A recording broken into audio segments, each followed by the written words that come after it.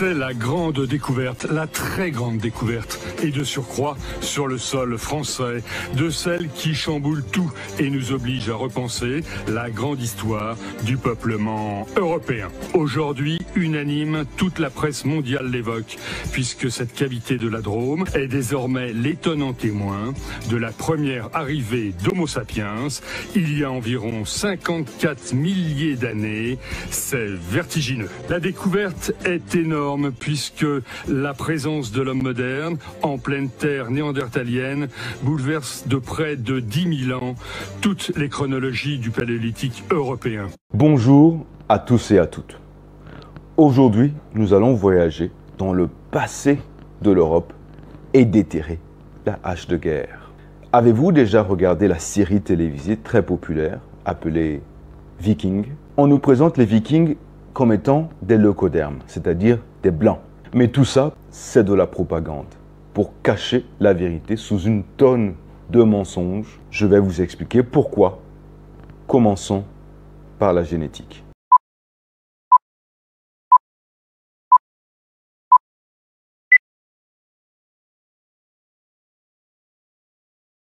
Tout d'abord, il faut se familiariser avec les mécanismes de diversité génétique qui sont la clé pour comprendre les migrations des populations des temps anciens. Ainsi, il y a 50 000 ans, le lignage E est apparu en Afrique et s'est propagé de l'est vers l'ouest du continent avant de devenir le lignage dominant dans toute l'Afrique. Puis, il y a 22 000 ans, le lignage génétique E1B1B migre de l'Afrique de l'Est jusqu'au Moyen-Orient. Le lignage génétique E1B1B est donc associé à l'expansion des populations africaines en dehors de l'Afrique, notamment vers l'Asie et vers l'Europe. C'est à ce moment précis que deux sous-groupes apparaissent. E1B1B1B qui traverse le détroit de Gibraltar et entre en Europe par l'Espagne. Et E1B1BA2 qui traverse l'Arabie et entre en Europe par le Moyen-Orient. En d'autres termes, les populations africaines caractérisées par le lignage génétique E1B1B s'installent d'abord dans toute l'Afrique avant de traverser l'Espagne et le Moyen-Orient pour s'installer en Asie et en Europe. Richard Nieve est artiste médico-légal. Sa spécialité est la reconstruction faciale et il collabore régulièrement avec la police criminelle.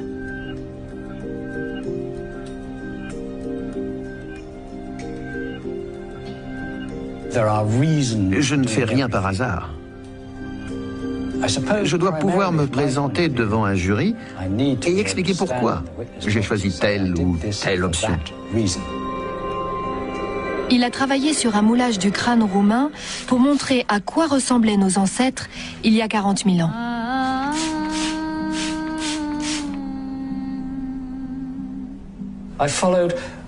J'ai fait la reconstruction dans les règles de l'art. Et voilà le résultat. Je ne sais jamais à l'avance ce que ça va donner. Je n'ai pas d'idée préconçue du visage final. C'est une surprise pour moi. Il faut écouter ce que disent les os. Voilà le premier européen. Vous voyez, c'est intéressant de faire un clin d'œil parce qu'on est parti avec la thèse coloniale tellement loin de la réalité scientifique. Voilà, beaucoup trop loin. Et c'est vrai que maintenant, il faut... c'est l'atterrissage. Hein, l'ère du verseau. Violent, hein. C'est violent. C'est violent. J'ai dit que les atterrissages des histoires de l'ère des poissons ne tiendront pas. Vous voyez, même à ce niveau-là, il y a carrément une réalité scientifique maintenant qui apparaît au grand jour. Plusieurs récits anciens et traditionnels irlandais décrivent l'existence d'anciennes populations noires en Europe. Ainsi, l'anthropologue Thomas Griffith Taylor nous explique que les populations nègres furent abondantes en Europe vers la fin du Paléolithique. Leur squelette se trouve en Britannie, en Suisse, en Ligurie, en Lombardie, dans l'Illyrie et en Bulgarie. En 1888, l'ethnologue américain James Mooney affirme que les Irlandais, comme toutes les nations historiques, sont issus d'un métissage racial. Les autochtones de ce pays, ou plutôt les premiers habitants, s'appelaient les Faumoirs. On dit d'eux que leurs origines se trouvent en Afrique. Plus récemment, l'historien Greg Noonan révèle que parmi les premières populations d'Irlande se trouvaient les Firbolgs. Il les décrit comme étant noirs et ressemblant à des pygmées. Les Basques sont aujourd'hui une population à peau blanche, vivant dans le nord de l'Espagne. Ce qui est très étonnant est qu'elle n'est pas reliée génétiquement, culturellement et linguistiquement au reste de l'Europe. En l'an 1 de l'ère chrétienne, l'historien romain Publius Tacitus nous donne la description suivante des Basques. La peau foncée des Basques, leurs cheveux bouclés et le fait que l'Espagne se trouve à l'opposé des côtes irlandaises sont les preuves que cette population a fait le voyage jusque là-bas il y a fort longtemps. En 1884, l'antiquaire écossais David McRitchie affirme « Nous savons que des populations noires étaient présentes avant les populations blanches. Combien? On l'ignore. Au temps de César et certainement au temps de Tacitus, il existait sur ces îles deux populations bien distinctes. Une grande de taille, la peau claire, les cheveux jaunes et les yeux bleus. L'autre petite de taille, à la peau noire, aussi noire que celle des Éthiopiens, aussi noire que celle d'un Maure, avec les cheveux et les yeux noirs. Il ajoute, on apprend que cette population noire ressemblait physiquement aux populations d'Aquitaine, c'est-à-dire de la France, et ibérienne, c'est-à-dire de l'Espagne. Il est fort probable que ces deux éléments ethnologiques cohabitaient ce pays avant l'arrivée des Romains.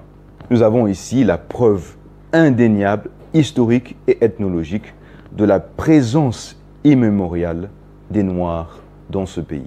Les Colchidiens sont les premiers habitants de la Géorgie, le pays européen entre les montagnes du Caucase et la mer Noire. Au 7e siècle avant Jésus-Christ, l'historien grec Hérodote nous rapporte que c'est sans l'ombre d'un doute que les Colchidiens sont les descendants des Égyptiens. Ils ont la peau noire et les cheveux crépus. Le linguiste et ethnographe Dimitri Goulia a minutieusement étudié une grande partie des documents historiques dans le but de confirmer ou d'infirmer l'origine kamite des Colchidiens. Il nous dit alors que, par exemple, les noms des villes colchidiens sont similaires à ceux de l'Égypte antique. Nous avons par exemple Akapa, Akapa, Tabakour, Dabakour, Obi, Obi, Goubaz, Goubaz, etc., etc. Maintenant que nous avons ce bagage historique et que nous sommes dans le contexte vrai de l'Europe ancienne, maintenant, nous pouvons parler des Vikings. L'historien irlandais David McRitchie écrit ceci quand il parle des Vikings. Ces personnes sont qualifiées de Negri Gentes, c'est-à-dire peuple noir, de Dub Gauls, c'est-à-dire gens noirs, et de Black Heathen, c'est-à-dire païens noirs, dans les premières archives historiques. Et plus tard, ils sont qualifiés de Sarrasins, ce dernier étant une appellation courante pour les Maures et les Gitans. Maintenant, il faut savoir que les Vikings se référaient par trois couleurs de peau: le noir, le rouge et le blanc. Le mot marron que nous utilisons aujourd'hui n'existait pas chez eux, car c'est le mot rouge qui remplaçait le mot marron. Fort de cette connaissance, nous pouvons dès à présent regarder objectivement plusieurs récits vikings. Je vous présente maintenant le récit viking le plus ancien. Au 9e siècle, au Danemark, naît un roi appelé Halfdan le Noir, fils de Gudrod, le roi chasseur, et d'Assa, la fille du roi Adgir. Quand Halfdan le Noir eut l'âge de se marier, il épousa une femme nommée Ragnhild. De cette union naquit le fils de Halfdan le Noir, dont le nom était Halfdanson, c'est-à-dire le fils de Halfdan. Mais Halfdanson fut également connu sous le nom de Harald à la claire chevelure. Quand le roi Halfdan meurt, Halfdanson, c'est-à-dire Harald à la claire chevelure, étant trop jeune pour régner, c'est son oncle qui dirigea le royaume jusqu'à ce qu'il fût en âge de le diriger lui-même. Quand Harald à la claire chevelure devint roi, il fit bataille et devint également le premier roi de Norvège. Avez-vous prêté attention? Avez-vous compris ce récit qui est considéré comme le plus ancien des récits vikings? Je recommence.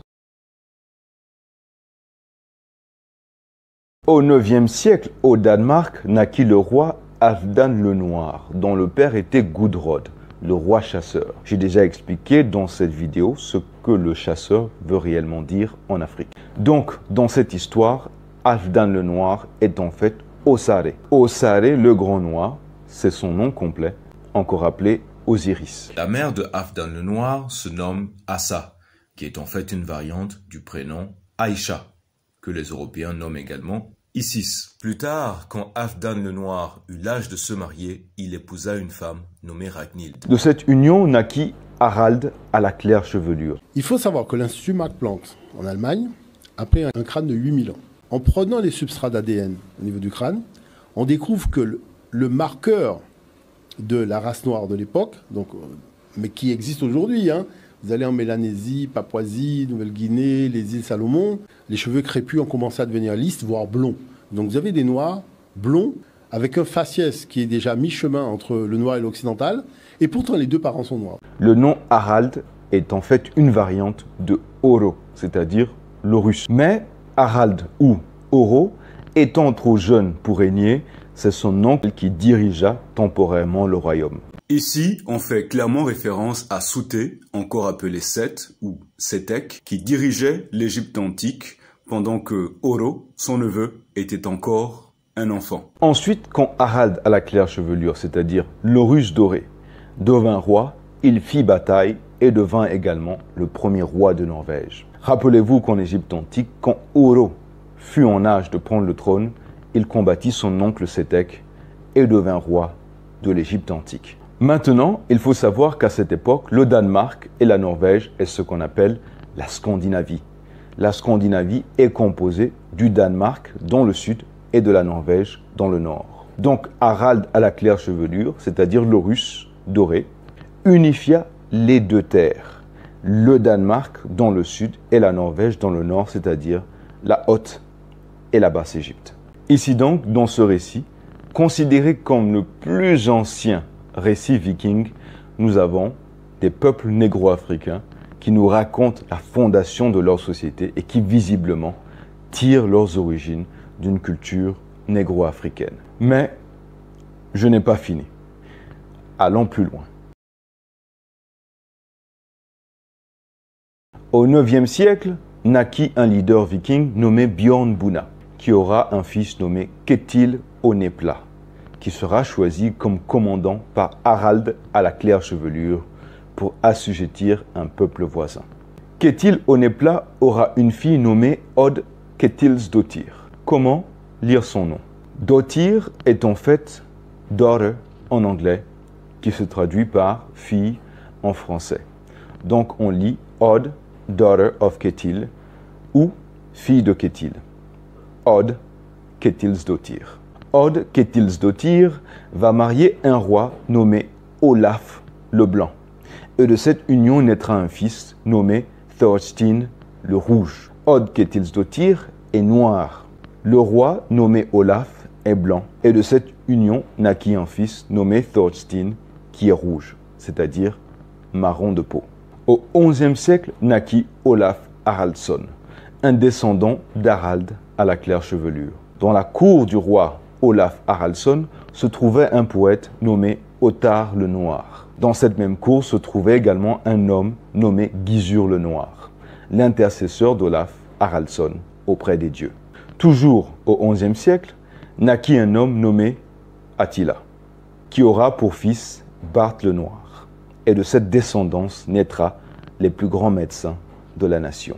Au XIIe siècle naquit Thorfinn le Noir, qui deviendra un grand allié au roi Eysteinn qui l'aidera dans le but d'assujettir certaines régions devenues incontrôlables. Puis il y a Thorhall le chasseur, donc de descendance royale. Thorhall fut un grand navigateur. Il fut décrit comme étant grand, fort, noir, un géant silencieux. Et pendant plusieurs années, il voyagea aux côtés du pirate que le monde entier craignait à cette époque, c'est-à-dire Éric le Rouge. Je m'arrête là. Maintenant, la grande question que vous devez vous poser est pourquoi dans ces récits, on précise toujours la couleur de peau? Tout simplement parce que ces peuples noirs étaient dans un monde qu'ils partageaient avec les Blancs. Dans un monde où tout le monde est noir, on ne précise jamais la couleur de peau. Même chose dans un monde où tout le monde est blanc, ou rouge, ou vert. Beaucoup d'Africains considèrent la série télévisée Viking comme l'une des meilleures séries télévisées de tous les temps. Et je comprends pourquoi, puisqu'en fait, dans cette série, c'est d'eux dont on parle, sans même qu'ils ne le sachent. Malheureusement, eux-mêmes étant aveugles, détachés, aliénés ou complètement ignorants de leur propre culture, n'arrivent pas à reconnaître, à identifier les vrais noms des personnages, les vrais noms des dieux, les éléments culturels, les croyances et le monothéisme négro-africain qui s'y trouve. Et cette grande ignorance fait de la série Viking l'une des machines de propagande leucoderme les plus efficaces en ce qui concerne le blanchiment de l'histoire des Vikings. Il y a une autre chose qui est importante, c'est que je voudrais rappeler à nos jeunes, quand ils font des thèses et qui concernent le monde noir, ils ne peuvent pas faire une thèse avec une bibliographie à 100% européenne.